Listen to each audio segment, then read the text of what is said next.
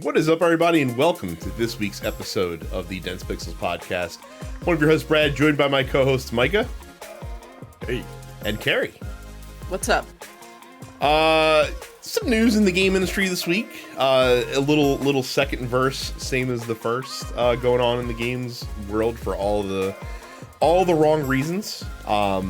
We also, Micah's talking about the playing the demo for the hot game that all the reviewers out there are salivating over right now, and we have a pretty hefty post office to get to later in the show as well. Before we get there, just run through our normal housekeeping notes. Don't forget that you can join our Discord by going to densepixels.com/fans. That's how you ask us questions in the Dense Pixels post office that we answer on the show every single week. You can subscribe and find the show either on podcast channels or on YouTube. You can also check out all the other TNP Studio shows wherever you download Fine Podcast. And don't forget as well to join TNP Premium. It's only $5 a month or $50 for the whole year.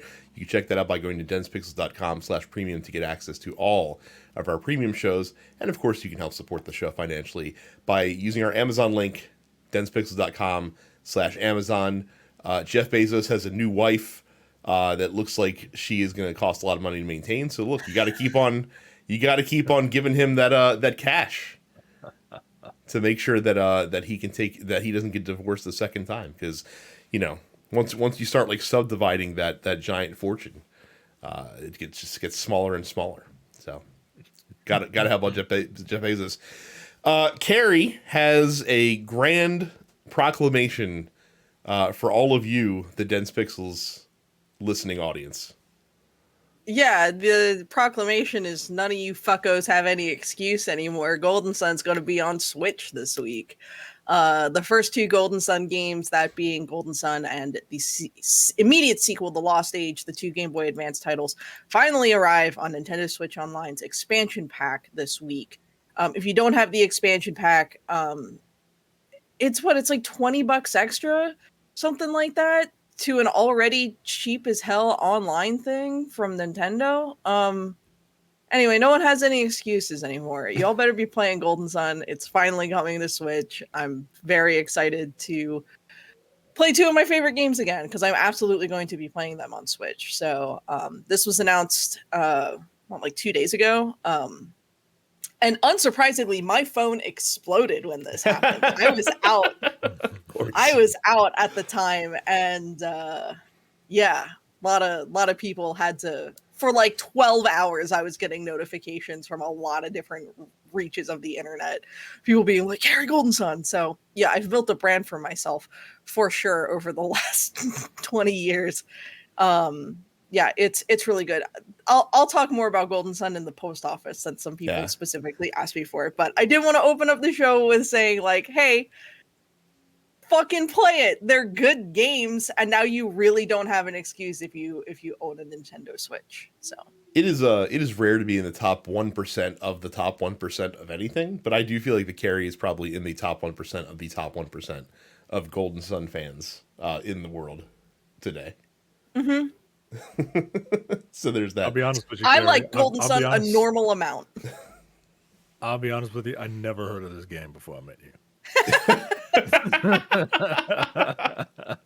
I mean, to be frank, that is Nintendo's fault. They have done a kind of poor job of marketing it. Obviously the series did not persist past a DS iteration. And the DS iteration really suffered from the fact, like, the DS iteration is good, like, period. There are some fans who really don't like Dark Dawn at all. I think Dark Dawn was good, not as good as the first two, but still very good and still very much worth playing. In spite of its cliffhanger ending, I would still recommend it today. I still think it's one of the better JRPGs available on the original DS. The problem is that it came out right at the very end of the original DS's life cycle, and I think it would have done much better had they saved it for the 3DS and had it be a 3DS launch title. But no, it was it came out in November 2010, and the 3DS launched in March or April of 2011. So yeah, like very, very end of the original DS's life cycle. So a lot of people had just like immediately moved on. They weren't buying original DS games anymore. In spite of the fact that you can play DS games on the 3DS, it just like it came out at a really bad time. Didn't it also And release in proximity to Dragon Quest IX as well? that also sounds correct. Yeah, there were definitely some major franchise entries from, you know, other JRPG competition. But yeah, Dark Dawn is still it's still good. It's still absolutely worth playing. It's also very cheap and easy to find. You can find a used cart of Dark Dawn for like $10. You can find it new in the shrink wrap for like 20. Like it's a very cheap and easy game to find. If you're interested and you happen to still own a DS or a 3DS after playing the first two on Switch. So Dragon Quest did come out in July of 2010, so I would imagine that it probably released somewhat around that as well. So yeah. very cool. And the other problem too is that the developer of Golden Sun is most known for making Mario Golf and Mario sports Tennis. games. Yeah, they're like Nintendo themed sports games. I mean, what's so funny is like it's interesting that, you know, Camelot continues to make these Mario sports games. Like they're still in business and they still do perfectly fine financially, especially because they have the backing of Nintendo. But before they got involved with Nintendo, they were mostly a company that made RPGs for like Sega. Like Camelot had created Shining in the Darkness as well as the Shining Force series. Had also done what I have frequently referred to as like an alpha build of Golden Sun. So the very first RPG released for the original PlayStation, which was a game called Beyond the Beyond. It is not good, but you can see a lot of the ideas that they eventually sort of finessed and polished and added into Golden Sun. You can see a lot of those ideas sort of in their earliest state in Beyond the Beyond. Yeah, I mean, Camelot has a pretty rich RPG history in the grand scheme of things that dates back to, I want to say, the mid to late 80s. And it's just, I find it odd that they've basically just been relegated to Mario sports titles. But you can see a lot of like the RPG influence in a lot of those sports titles, especially like the older N64 and Game Boy Color entries in both the Mario Tennis and Mario Golf franchises. So, Absolutely. So yeah, like Carrie said, none of you have any excuse not to play this game, unless of course you don't own a Switch or subscribe to the premium Switch Online thing. But then again, I would never do such a thing. But I've heard that you can play Game Boy Advance games on other devices through totally legal means. So, but we can't talk about that here. There has been a news in the voice actor realm. Very interested to hear Micah's take on this. So if 2022 was the year of like NFTs in gaming, if that was like the overarching theme, and last year's overarching theme was industry layoffs, which, spoiler alert, has not stopped. I think the overarching theme of this year is probably going to be AI, because a lot of companies are really looking to invest heavily into AI. In the incredibly embarrassing annual Square president letter that goes out to shareholders, he talked about focusing, on AI as much as possible, as much as makes sense for Square, which means it's probably going to be done really poorly. And a lot of talk about AI has been in the voice acting space, since it's so easy for a lot of AI companies to replicate voice, essentially spoken dialogue, given relatively small sample sizes from actors. Voice actors are rightfully worried about what the future could hold for them in this space, especially for companies that are looking to save a buck anywhere they can. SAG-AFTRA, the actors union, of which voice actors are a part of, they have made an agreement with AI voice tech studio Replica Studios that will basically allow Replica to access SAG-AFTRA talent under a, quote, fair ethical agreement to safely create and license a digital replica of their voice. A couple of the parameters that they wanted to secure, that the union wanted to secure with this, say that it establishes minimum terms and conditions, so I'm assuming compensation, ensures performer consent and negotiation for AI usage, and requires performers have the opportunity to opt out of AI in new works. Not surprisingly, this kind of ruffled some bushes in the SAG-AFTRA world among their member base, with a lot of SAG-AFTRA members kind of upset that they really weren't like this wasn't put to a vote. It seems by the union. It seems like the union negotiated on their own with this studio, and a lot of the voice actors that are part of the union are a little bit upset, feeling maybe even a bit betrayed by this. So I'm just curious to get your guys' thoughts on this. I know we haven't really talked about AI too terribly much on this show, but I get the feeling that we're going to be talking about it a lot more as 2024 unfolds. I think it sucks. Like I find it odd that SAG-AFTRA, after so much of, you know, like the strikes and whatnot last year had to do with, you know, people wanting to avoid AI in general, particularly like writing rooms, and as well as actresses not wanting their likenesses to be used for, you know, AI and digital copies and whatnot, that they would then turn around and be like, oh, but like voice acting is fine. Like, it comes off as inherently very hypocritical to me that they would, you know, approve this sort of thing. But it I don't know. I think it sucks. I think, as you said, like this year, it kind of feels like AI is going to be the thing that goes the way of NFTs a couple years ago, where everyone's going to like realize that it's not going to work long term. Especially, you know, you have the creators of things like Chat GPT and other things literally coming out and saying in documents that like, well, we can't, like this technology is useless if we don't have free unrestricted access to copyrighted content from other people without their permission. Like the whole thing's fucking stupid. I think AI has a lot of applications. I don't think any of those applications should be related to art. And that's what voice acting is. It is an art. It is a skill. I just feel like this technology would better serve humanity elsewhere. So. I mean, this goes to show you that like nobody respects vocal performances, not even actors, right? Like that's why like screen actors think that they can do it, right? Like they all think that they can do it, and it's just like no, it's a different type of skill set. It's very similar, right? Like voice actors have to know how to act, Yeah. right? But there's a different skill set than just coming in there like Krusty the Clown, rattling off 5 lines before the engineer is ready for you. That's a You know what I'm saying? fantastic. That's a fantastic pull. Good job. I'm so proud. I'm so Like, proud.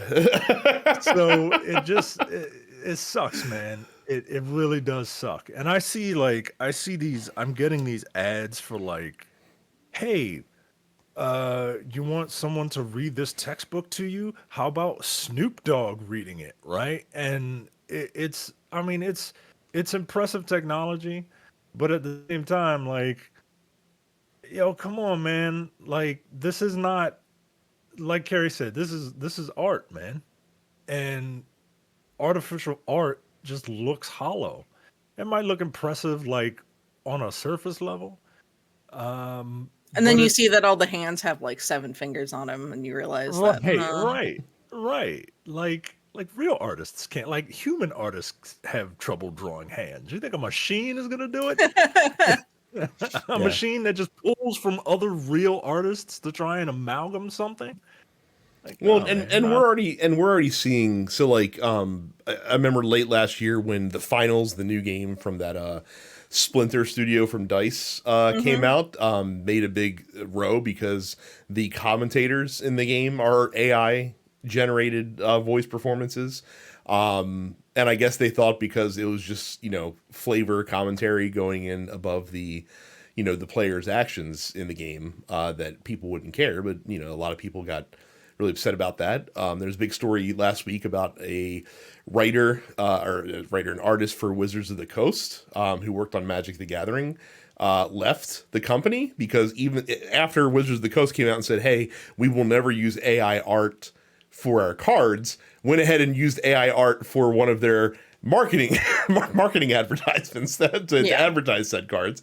And the artist was like, look, like if you can't even be trusted to, not use it for this, like what's to say that you're not going to change your mind later on? And I think that gamers are hyper alert to this now as well, because I was just watching a trailer today for an upcoming game, and it had a really long voiceover explaining the game, and people in the comments were just like, oh, is this AI? Is this AI? And what's funny is that it wasn't, but people are so like attuned to looking out for this shit now that they just assume if they hear a professional sounding but sort of generic sounding voice actor that it's like, oh, like this must be AI now because it sounds so generic. Like I feel like you're only going to get the not accused of this with the really notable sounding voice actors, or if someone's doing like a crazy voice or something like that. So I think it's gonna be interesting to see how this unfolds.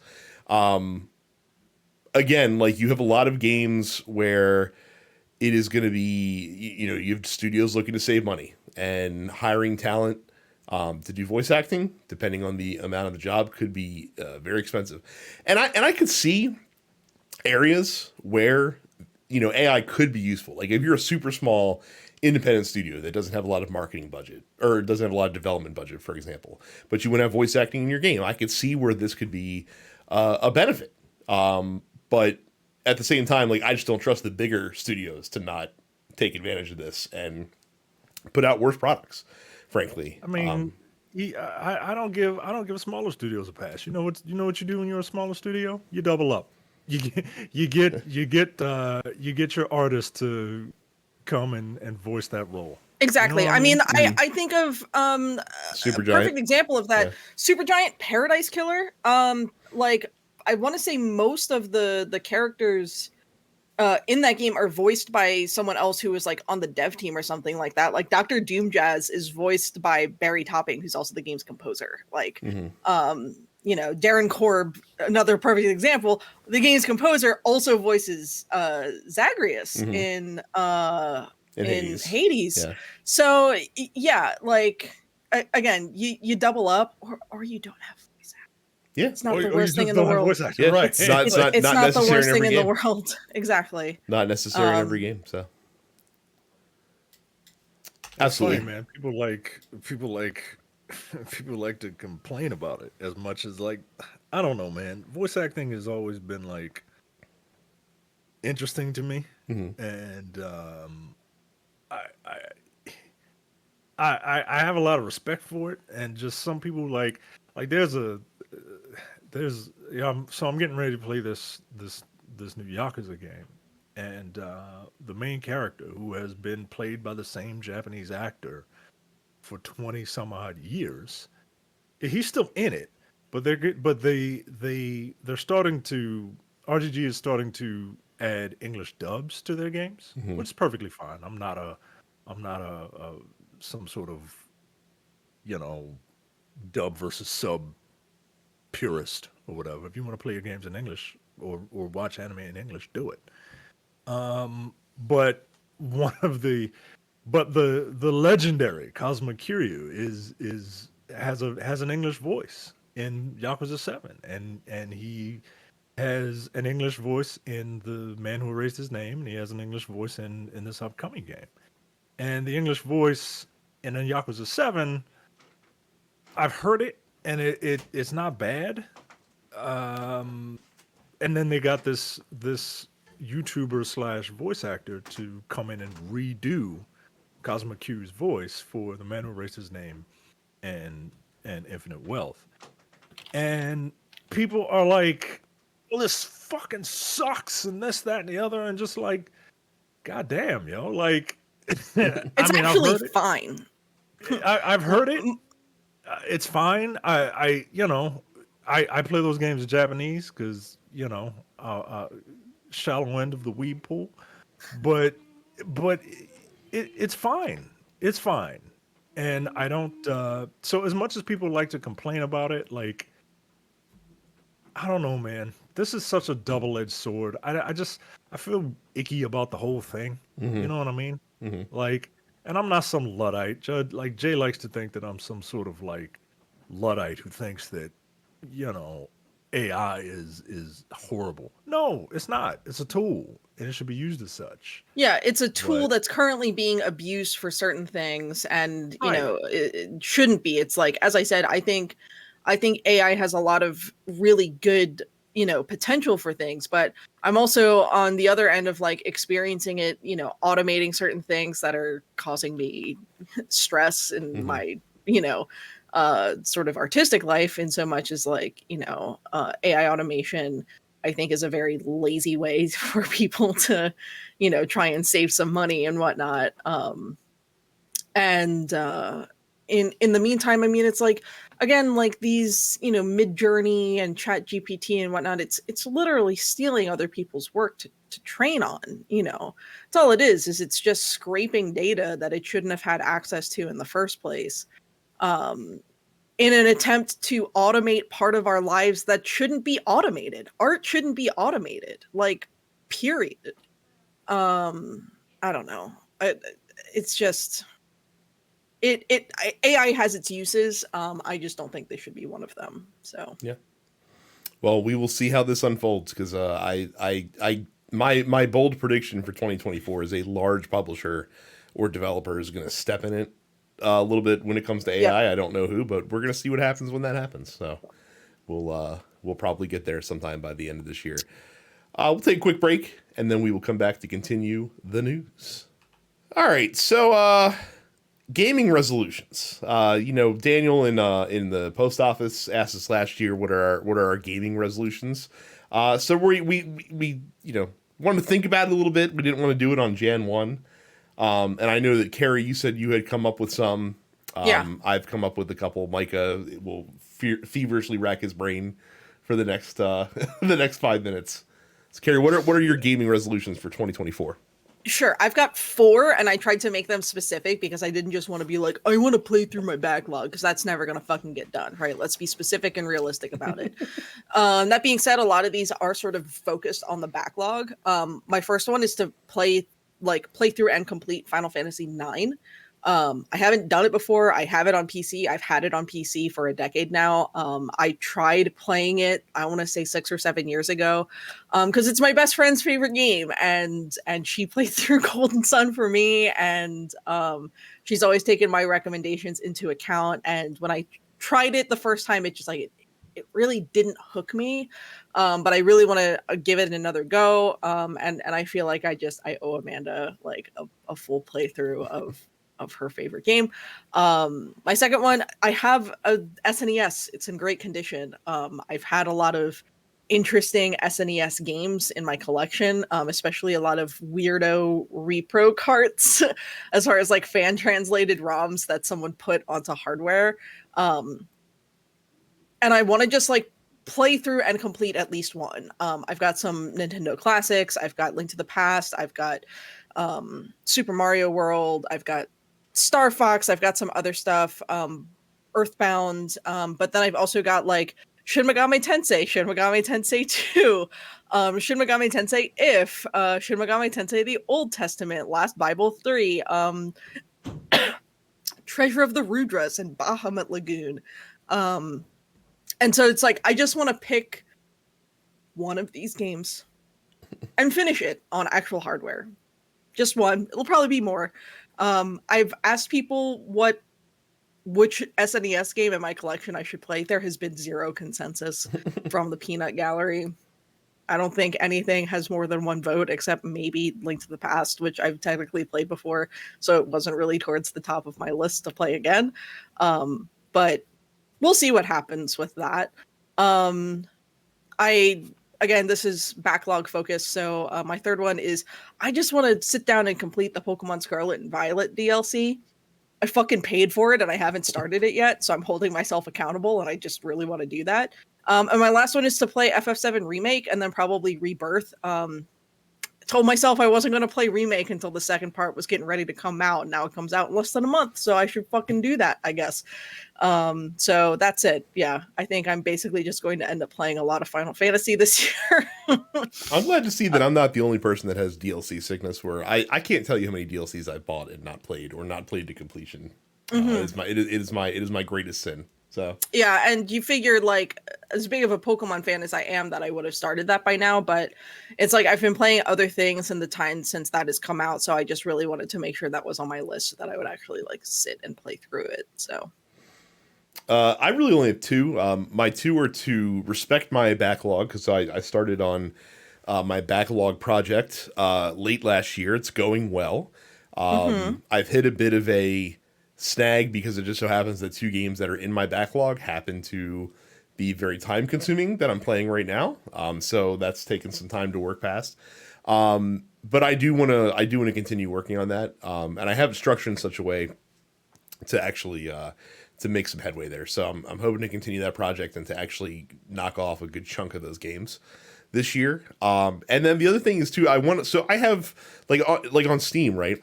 I have my backlog playlist that I have that I'm using. And then I also have like my favorites, which are the games that I come back to repeatedly. And I think I'd like to call that list down a little bit and just put some stuff on the bench, as it were, because there's some stuff that have been in my favorites for quite some time that I just keep coming back to because they're easy, and it's making it more difficult to play new stuff that that comes out.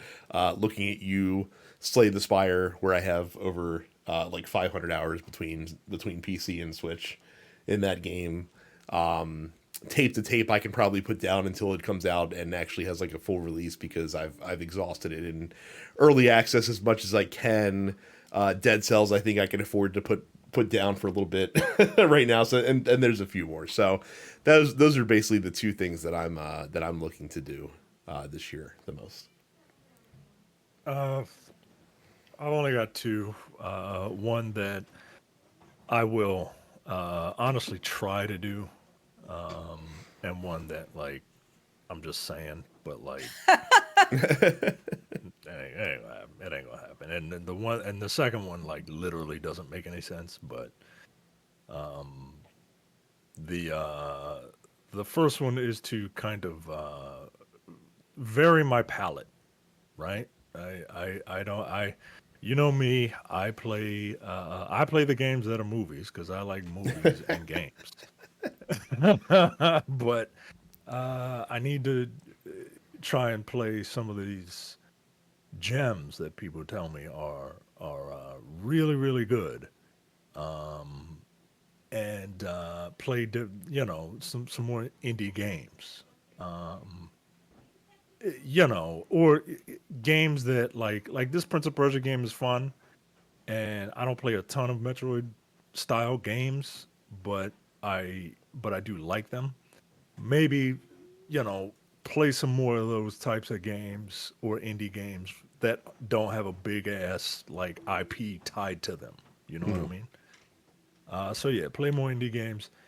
And two is like I said, I'm not gonna do it. I'm not gonna, but stop pre-ordering stuff. I've gotten back into that, and it doesn't make sense, right? Like I buy all my games digitally. The whole pre-order thing started because there was a limited amount of copies that a brick and mortar would get, and you would put your money down on it to ensure your copy. Well, that does not happen in this day and age for people like me. So I'll try to stop pre-ordering games. I will give you something you can do in lieu of pre-ordering. So I know you don't play on Steam, but you still have a Steam account. You still log into Steam, Yes, occasionally. So you can wish list games on Steam. It basically, from the developer standpoint, especially for indie developers, it has kind of the same impact, I guess you could say. Like they care very much about wish lists on Steam. That's why you always see, like at the end of indie game trailers, they always have that little wish list on Steam blurb at the bottom, because they really give a shit about that stuff. So if you want to pre-order a game, instead of pre-ordering, you just wish list it on Steam or on PlayStation or or on wherever you're going to play it, and then you can do that. All and right. and I will compile a indie list for you and send that your way at some point to give you some things that I think you might enjoy. Yeah, I look. I'm not taking advice from people in the Discord. Like, I really like you people, but like, you don't know me, and I don't know you, and I don't trust you because of that. I will trust Brad's opinion first, and then if he doesn't steer me wrong, then maybe I'll open it up to, you know, you nice people. I can't But remember. Did you play Dread when that came out? Dread? Metroid Dread. Metroid Dread. Yes, I did Okay. play Metroid Dread. Okay. I like Metroid Dread, but again, it's Metroid. Well, why don't we go ahead and pivot then? So like the talk of the gaming review landscape over this past weekend has been apparently Prince of Persia: The Lost Crown, the new side scrolling action Metroidvania game coming out from Ubisoft's Montpellier, who, by the way, I did not realize did like the Rayman Legends, Rayman Origins, like those games. Yep. It's the fucking Rayman team doing Yeah. a Prince of Persia. I'm not surprised that it's got like really good platforming. Yeah, apparently, They're good at that. apparently this game is like 10 out of 10 or 9 out of 10 from like most outlets that have played it. And Mikey, you played the demo for this, and I was curious to see what you thought about the demo. Yeah, you can believe the hype. It's really fun. It's really fun. The demo gives you like the demo says, "Hey, here's a bunch of powers and stuff that you get later on in the game. We're giving them to you now, and you can do this stuff now." Like it's so it's not reinventing the wheel in this style of game.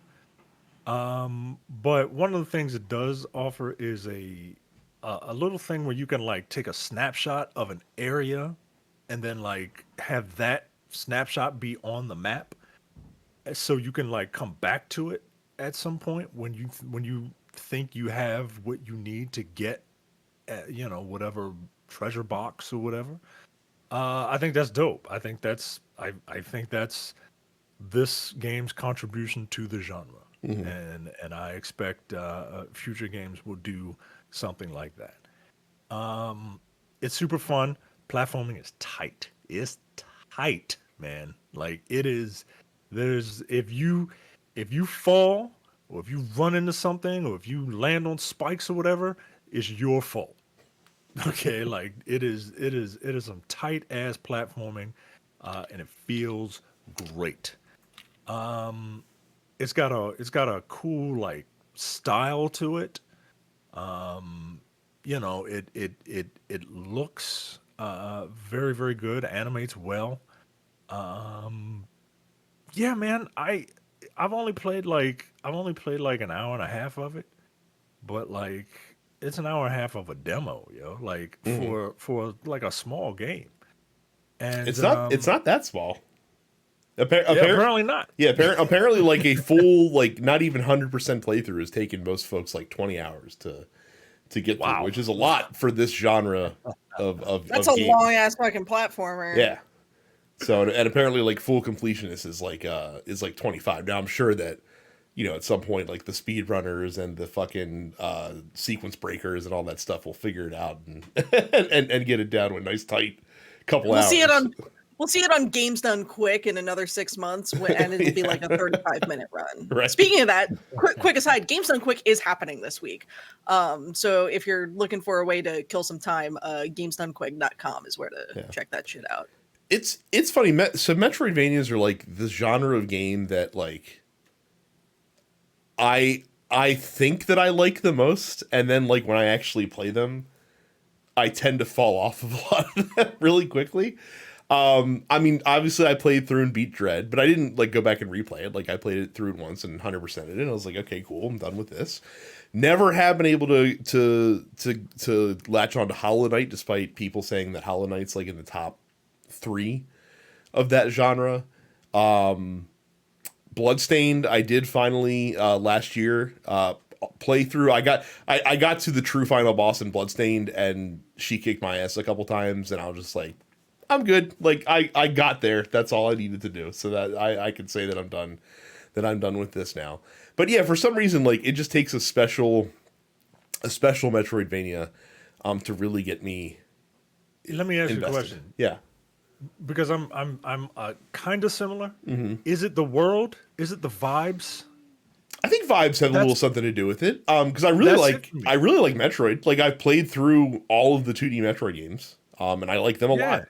So that's it. That's it for me. You know, the last one I really loved and played to completion, the Guacamelee series. mm, You know why? I Because it's also yeah. fucking because Yeah, it's did both of them too. You're yeah, right.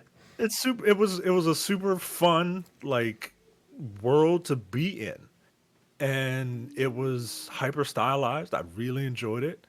I dig this world in this Prince of Persia game. You know, the main character is like a member of a troop of like royal guard or whatever, Hmm. and the actual prince of Persia is kidnapped, and you have to go save him. And it still has some of the like time stuff. I don't know how it plays into the story, but yeah, man, I mean, you can believe the hype, man. Hmm. I actually might pick this up. I gotta see if I can. Yeah, I might pick this up I'll tell you because this. I I'm not actually picking really it up enjoyed for. I think it's like a $50 game. Like I'm not picking it up for full it. price. So I can 50. I must say I can wait on that. Ubisoft doesn't deserve that much of my money. But yeah, man. Like I said, I was shocked to see it coming in the way that it's coming in, as far as how it's landed with critics and things of that nature. So we'll see. Like I said, reviews are great. I'm curious to see. Again, if you guys out there pick it up, let us know in the Discord if it is legit. Some bad news. The layoffs have started. Obviously, the layoffs will continue until morale improves. The gaming industry says, and we saw them at two of the biggest companies, not necessarily in games development or publishing, but around gaming for sure. Twitch apparently, or not apparently, they did lay off over 500 members of their staff, which is about 35% of their total workforce. And their CEO, Dan Clancy, went on a Q&A stream shortly after that news happened, and basically laid it on the line that Twitch isn't profitable. And his focus as CEO right now is to make sure that the company is running at a sustainable level, and saying that Amazon has been supportive to them, but making sure that we can't continue to lose money. Otherwise, we'll be in trouble. And in internal communication that he sent out to staff, he did say, quote, the Twitch is still meaningfully larger than it needs to be, given the size of our business. Apparently, Twitch is also ceasing operations in South Korea at the end of January, because apparently it cost a shitload of money to operate effectively there. Obviously, Twitch is under kind of constant competition, but I think that YouTube has sharpened their knives a little bit to come at them a little bit more. And obviously, Mhm. Kick has emerged as an alternative competitor. Let's say Kick has its own problems for sure, aside, but they're certainly a Yeah. competitor. Discord also laid off 170 employees to, quote, sharpen our focus and bring more agility to our organization. They're decreasing their workforce by about 17%, with 170 folks, saying that they just need to get leaner and sharper. Apparently, I hate corporate speak like that, because that doesn't actually fucking mean anything. But you got that. 1,800 people were laid off from Unity last week. Again, that's tangentially related to gaming as well. And then in studio news, Lost Boys Interactive, which is a Gearbox owned studio that employs over 400 people, lost a, quote, sizable portion of their base to layoffs. This studio has contributed to a lot of different games, like Tiny Tina's Wonderlands and Diablo 4, and the Square tour de force that was The Quiet Man a couple of years ago. Fucking Christ. Yeah, Yeah, that thing. so they're a support studio. So yeah, like we told you guys a couple weeks ago, like just because we're in a new year does not mean that the layoffs are going to cease. I No. do appreciate the fact that they waited at least till after the fucking holidays to do this, but I have a feeling that just because a lot of companies' financial years are going to be ending over the next couple months, that this is just something we're going to continue to see more and more. It's in the going first to quarter. continue, and it's not just going to be in gaming, it's going to be across all industries, which really Yep. sucks. If anyone listening to this is experiencing this and wants help punching up their resume, reach out to me on the Discord. I'm more than happy to do that for you. I've been doing that for a lot of folks recently. I'm a full-time copywriter. I have a lot of experience with this. So just let me know if I can help if you're experiencing this, because it sucks. It sucks, and it feels very isolating. And even knowing that thousands and thousands and thousands of other people are dealing with this right now across all sorts of industries really doesn't make it any better when you're in it yourself. Yeah, it sucks. We are in a recession, period. That's just the long and short of it. Is the job market sucks. Corporations aren't your friends. Your job's not your friend.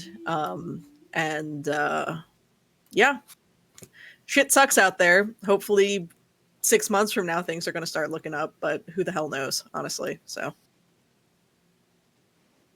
I don't know what to say. Yep. So it's okay to say nothing at all because, like I said, we've been through this for the last several months. So we'll take another quick break and then we will be back with the post office. All right, so we have quite a robust post office. Don't forget that you can ask us questions by joining our Discord, going to densepixels.com/fans, where we will start with Film Wander, who says, "What is a game franchise that you would like to see Brian Cox narrate a recap of the story?" Do you all know what this is in reference? Yes, I watched the video. I don't. So Tekken 8 is coming out. Uh-huh. And part of the marketing is they got Logan Roy himself, Brian Cox, to give a very, very brief run through of the story of the main central story of the Tekken franchise. It's basically about succession or secession. No, not succession, succession. Yeah. And it's basically there's this family of dudes who like to commit patricide, and I don't know what is it called when you kill your son? Son-icide. That's it. Homicide. That's definitely the word. and he says, and it's one of those things where it's like, I can't believe they pay me to read this shit. Heihachi Mishima, right? Like Heihachi Mishima, like he brought it the exact level of seriousness that he needed to for this. Right, for like this you narration. can hear him reading it phonetically. You know what I mean? And it is, it's very cute. It's very cute, but I do have a problem with it. And my major problem with it is that they got most of the beats of the Heihachi, Kazuya, and Jin story down, but they neglected to mention the fact that Jin, the grandson of Heihachi, son of Kazuya, started World War III in this world, literally started World War III in order to summon a demon so that he could fight it. And now it's just like, well, the demon's gone and I don't have my devil powers anymore. So what's good, guys? And it's like, no, bitch, like my family's dead. Like you started World War III and created immense suffering throughout the world just so that this demon could be like, ooh, what's all this suffering? Let me go check this out, right? And then so you could punch it. So you can electric wind god fist the shit. And no, like you can't just gloss over that. No, Jin is not the hero of this story, folks. And Malcolm, what say you, sir? Do you agree with me that Jin is a fucking problem, or are you a weirdo that thinks that Jin is the hero of this story? Because he's not. By the way, the word you're looking for is filicide. You know, I like Filicide. Son-icide way better. Yeah, I mean, filicide is slightly more generic. There actually doesn't appear to be a side word, A gender specific, murder word for murder murdering your word. child. No, it's filicide is a parent killing their child, sort of generically. What's fratricide is when you kill your sibling, right? Your brother. Okay. Yeah, your brother specifically. Okay. Civilicide is actually the word of more generic sibling. Okay. Yes. We're gonna stick with Siblicide. Yeah, that's the word. That's the word. Yeah, that's the word, man. we're gonna stick with man. Son-icide is what we're gonna stick with. While we're on Tekken, Johnny asks, how would y'all look with comb over dreads and a drop fade, aka Killmonger? Because that seems to be the clause in every black character in video games. Bad. Really. I would look bad. I'm a white woman. I would look bad with that. So let's be fucking realistic here. I might be able to pull it off. I got too much forehead though. I got way too much forehead. Like the whole palm of my hand can fit over my forehead. Here's the thing, if your locks are long enough, they can sort of fall in front of that a little bit and obscure the fact that you got a fat forehead, dude. Yeah. That's why it might work for you. Here's the shocker. I think I can pull it off. I think you give me some white dreads. I mean, it's kind of halfway. Like, it's flowing. Yeah, you know what I mean. I think I can do it. You might be able to do it. Don't. I won't. But I'm pretty sure that I could. One thing I can't stand is white people with dreaded hair. I'm sorry, I'm a racist. I hate it. I can't stand the way it looks. It looks fucking dirty. It doesn't. I have right. exactly one friend who is white and has dreads, and they are long, and he does it really well, and the only reason he's able to pull it off is because he's a fucking metal guitarist, and so he's able to like whip them around in a way that works really well when he's performing. He's the only dude who I have ever mentally given a pass to. Every other white person I see with dreads, I'm just like, that sucks. Like, there's no way. Also, I understand why like everyone's like kind of dragging them for this, but like Eddie Gordo did used to rock dreadlocks. He just didn't do it in that style. Look, I'm not even mad at it, right? I'm not mad. It's just funny. It's just funny to me. You know what I mean? Like there are memes of various pictures of young hip black dudes with this hairstyle, and I'm trying to like silver lining it.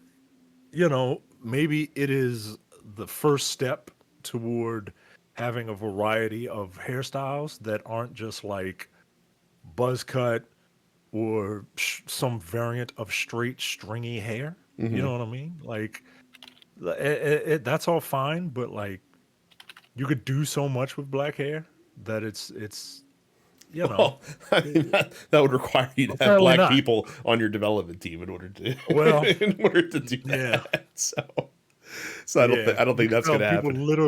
People literally just Googled what's cool black hair, or just watched like these they watch Marvel movies. They're like, wow, like this Killmonger, he's quite an intimidating fellow. Let's grab that hairstyle for our guy. So yeah, I don't think you have to go any deeper than that. I literally think that's what happened in this case. So, Max says, a question for each of us. Micah, which Yakuza game is your favorite, and have you played them all? I played 0, 1, 2, 6, 7, and soon to be 8.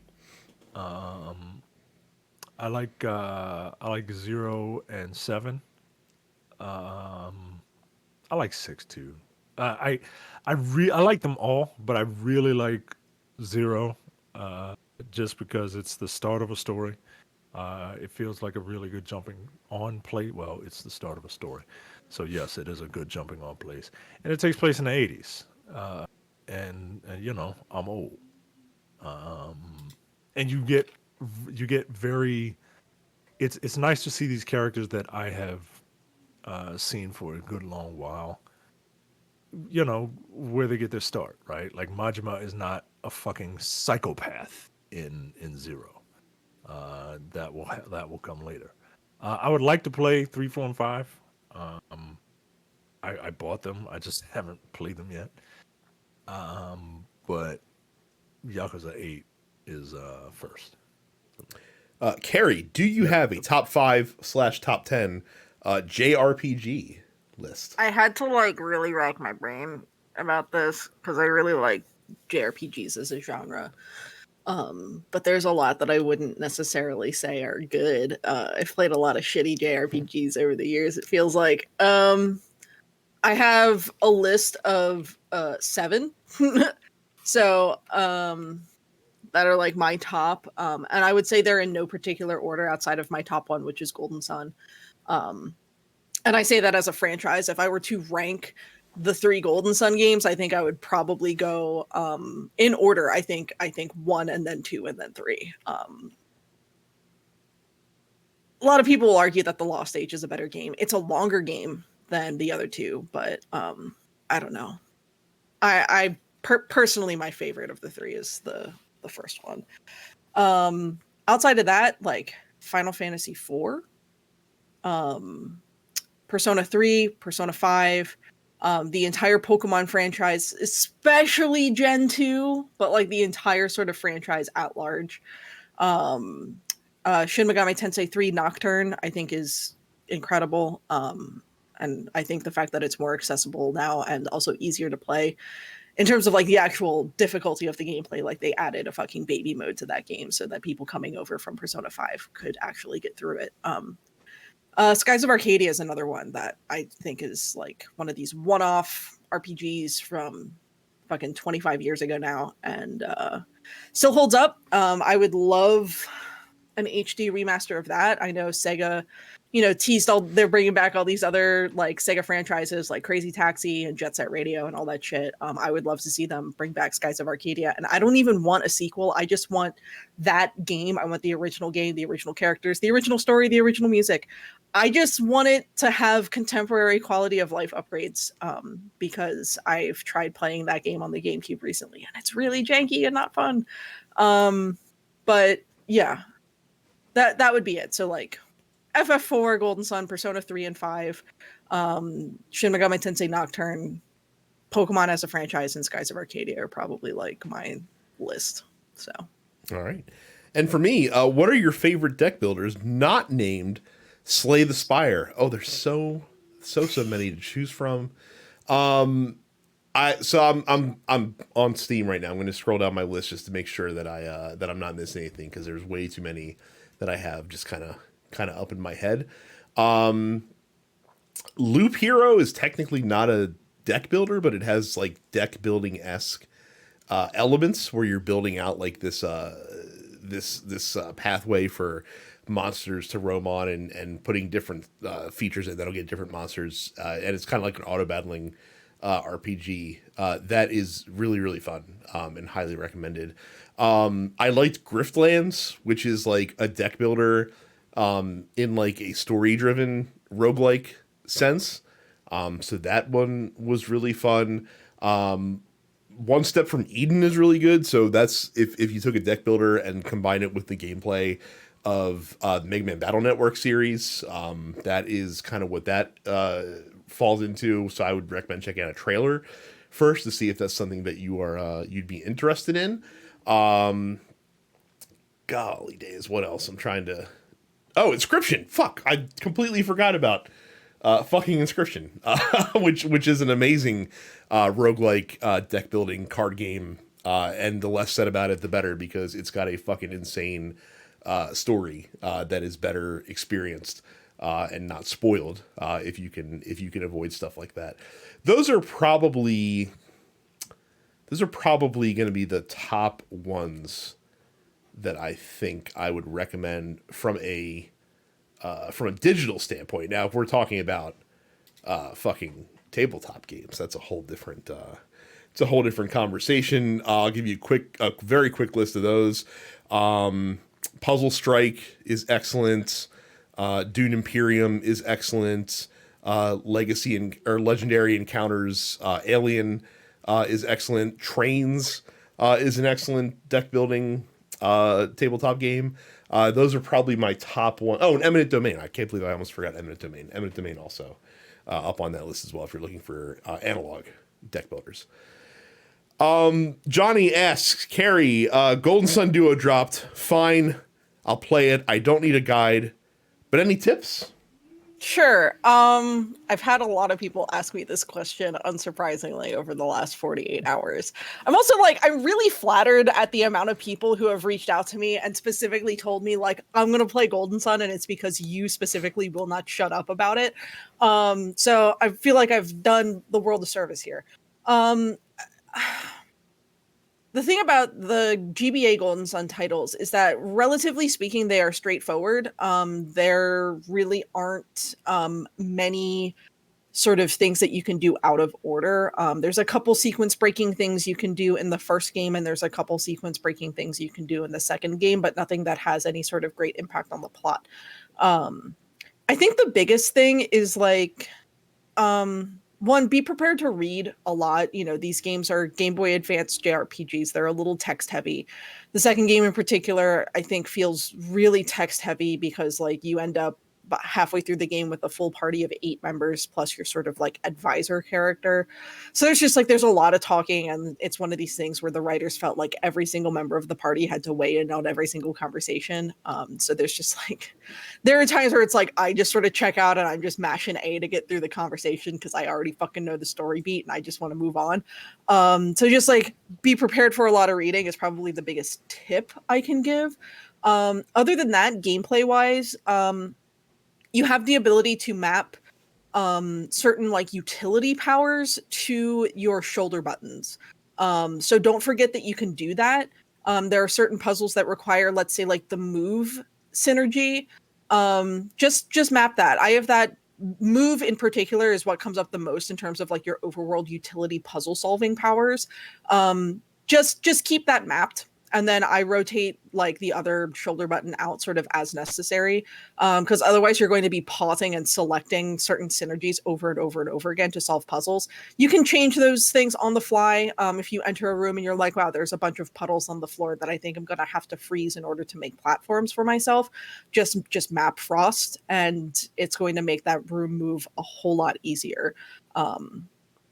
And then the other thing is, in terms of gameplay systems, what Golden Sun is really sort of known for is the Jinn system, which are these little creatures that you encounter, and sometimes you'll have to battle them in order to get them to join you, and they each will do something different in battle. You use them for summons and whatnot.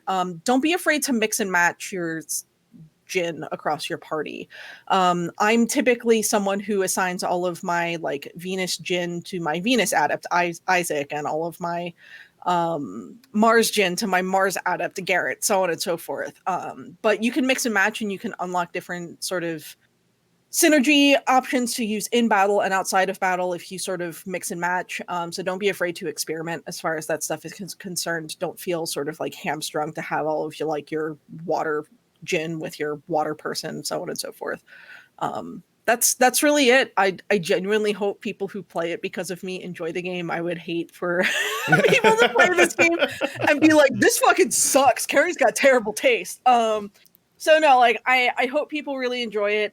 Understand that the first game doesn't it ends on a bit of a cliffhanger. There are 4 lighthouses that you will have to tackle as a party. You only get to the first 2 in the first game. The second 2 come in the Lost Age, so it's you're playing a duology basically of a single story. Yeah, I mean, the first game, I can beat the first game casually in a single 10 to 12 hour sitting.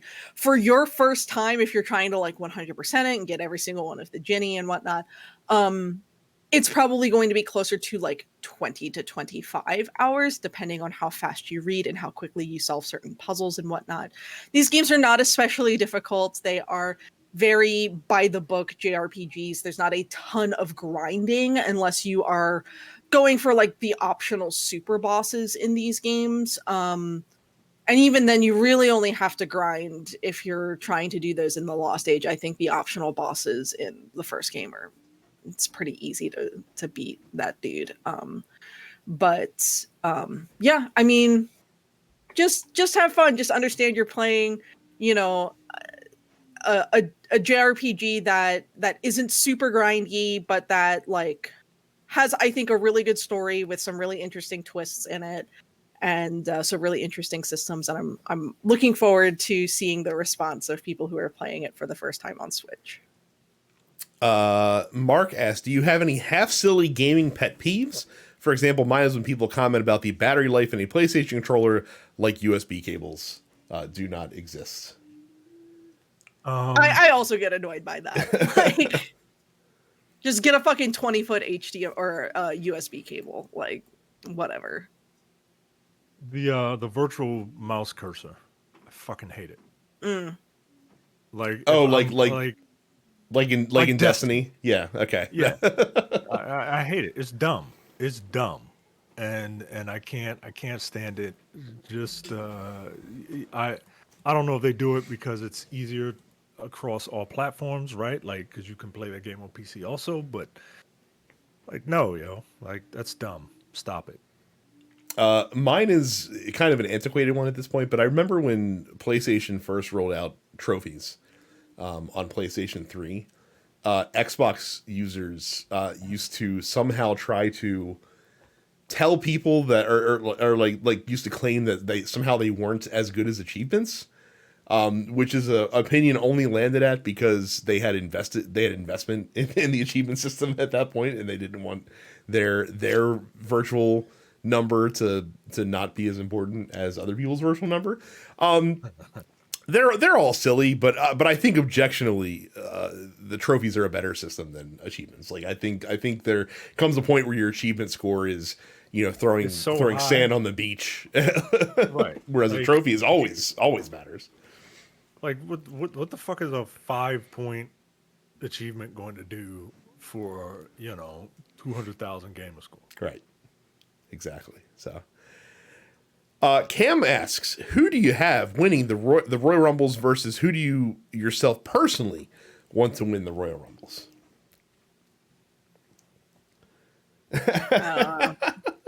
I watch wrestling.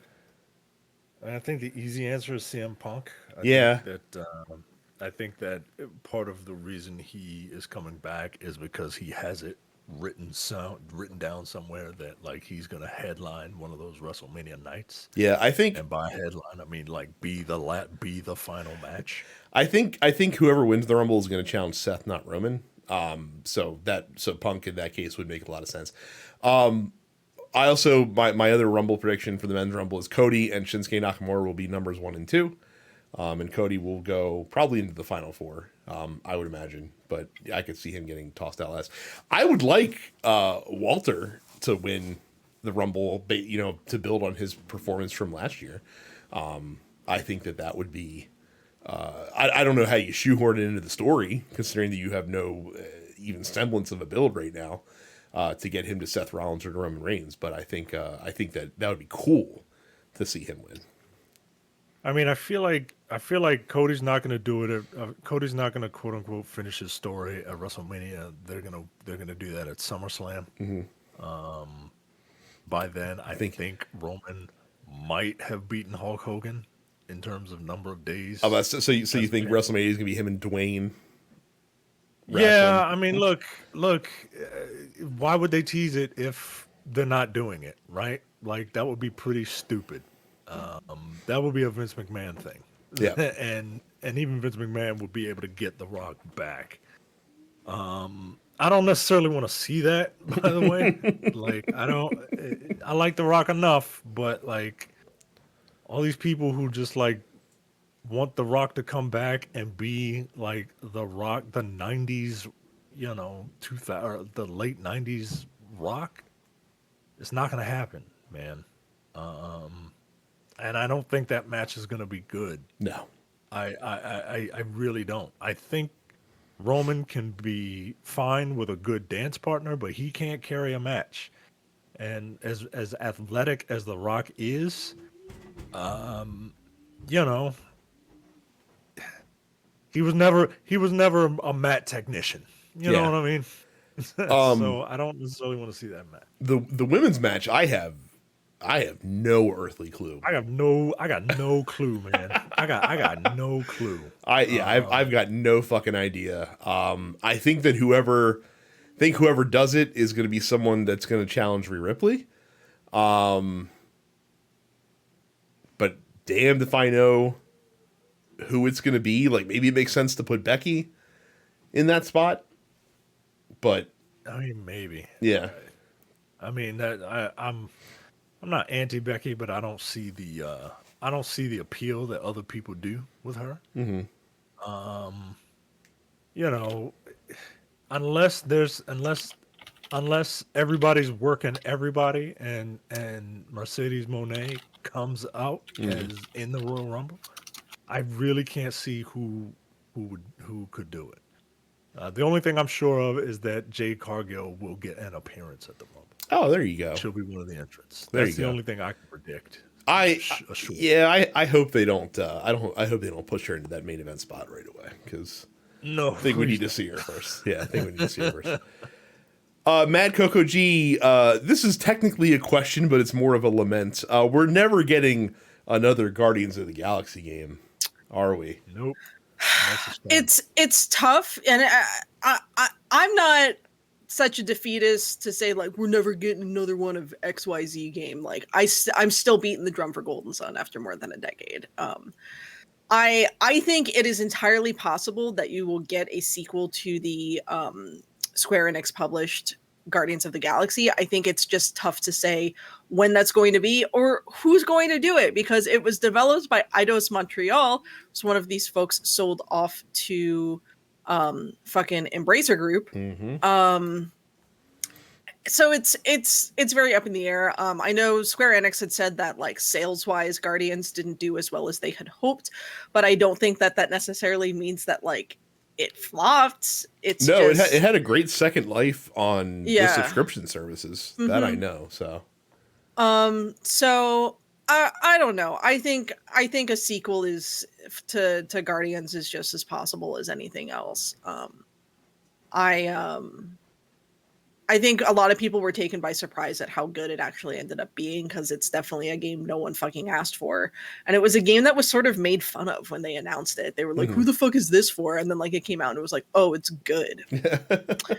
Well, I think to be fair, like when that was announced, like people were still feeling the sting of Marvel's Avengers at that point. Mm-hmm. So like I think it's a completely fair critique of people's reaction to that coming out. So yeah. So I'm not saying we're never getting another one. I'm sure another one is possible, especially, given the popularity of that particular crop of characters, but it's hard to say. And I don't think it has anything to do with the quality of the game or its reception. I think it has everything to do with the fact that like the status of the developer is very up in the air right now. So and finally, T-Wash says, what feature that finally got added to a game amazed you? Their example is when they finally added the 619 to wrestling video games. I don't think it's like to any specific game, but to the genre at large. I always thought the fact that, what was it?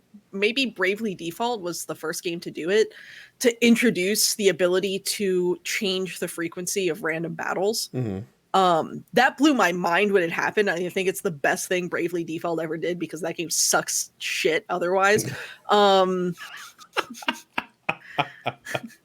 It's not good. Why do they make you go back? Why do they make you go back and fight every boss again? I fucking hate that shit, man. What a waste of time. What a waste of time. That game's got great music. Jesus it has a Christ. really interesting battle system. And again, I think the fact that you can change the frequency of random battles, which I think was something that the dev team carried over into the Octopath games as well. You need an item to do it in Octopath. Okay. Yeah. It's just, why doesn't every game that feature random battles do this? Like, that should absolutely be the case. Is just like, if I want to sit in this room and grind, let me crank up the frequency with which random battles happen. And if I feel I am sufficiently leveled enough to move on to the next area, I don't want to be fucking bothered with any. Just let me move on.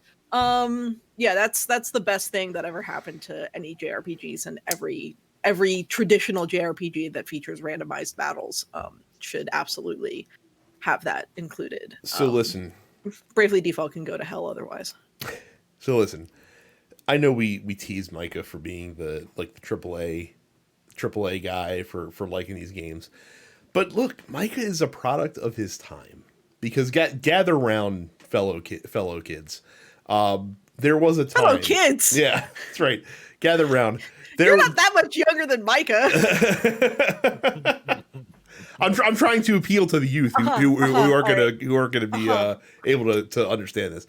There was a time, because really shitty, grainy full motion videos were always a thing in like PC games, and then we got the Sega CD, which had even shittier, really grainy full motion videos, and it was terrible. But when the PlayStation came along, all of a sudden, cool looking FMVs were in video games, and that shit was amazing. It's funny to think back on it now, but the full motion videos in Final Fantasy VII were actually fucking mind blowing back in 1997 when you experienced them for the first time compared to what we had before. So like the introduction of FMV and the evolution of that in the PlayStation era is it for me. Well, there you go. I mean, when did Night Trap come out? That was 1993, I want to say. Early, yeah. 92. Well, there you go. You can, that full motion video is that's the thing that you need to play. So I really appreciate it. Fucking Night Trap. I don't have an answer because I didn't do any research on this question before we started. So hell yeah, brother. All right. Well, that does it for the show. So again, thank you guys for submitting your questions. All you Golden Sunners out there, be sure to let Carrie know your thoughts on her most beloved game. And again, like if you pick up Prince of Persia, let us know if it is as good as the hype alleges that it is. Here's what I might do. If enough folks in the Discord are playing through Golden Sun when it hits this week, I will go ahead and make a new channel in the Dense Pixels podcast Discord server, and we can treat it as almost like a book club. As folks play through these games, I would love to do that. I would love to shepherd you all through Golden Sun. If of all the games to trigger like a Dense Pixels video game book club, it's Golden Sun. Yeah, why not? Well, all right.